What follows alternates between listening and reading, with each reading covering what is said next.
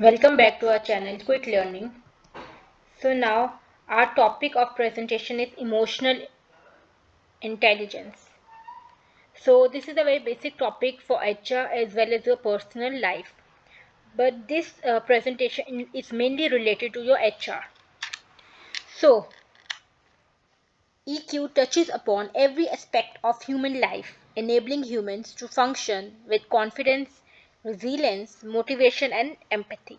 So HR leaders rely on EQ. EQ is emotional quotient, okay? To lead, manage, and collaborate with employees, while managers need EQ to inspire. So, with the help of EQ, you will have the more engagement, more motivation, retention, and productivity.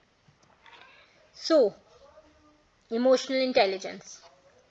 With the help of emotional intelligence, you will increase your team performance, decrease occupational stress, improve decision making, reduce staff turnover, increase personal well being, and lastly, increase leadership ability. So, what can HR leaders do to boost emotional intelligence in the workplace? So, this is a very basic question for all of you to understand, and not only HR, you can apply this on your personal life as well. So, number one, lead by example. So if you are training a group of people, then how you can improve their EQ or emotional intelligence?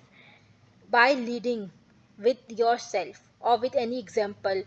It can be any successful entrepreneur, businessman, the student that topped in a class, or the highest performer of your company, etc. Then train workplace leaders to hone their EQ. Then focus on mental health, and lastly, nurture employees' innate characteristics. So, emotional intelligence. What is EQ and why it matters in HR? So, basically, as I already explained, EQ is emotional quotient, and why it is important or matters in HR because of your self-awareness, motivation, empathy, social skills, and self-regulation. So, obviously, everyone wants their company to excel.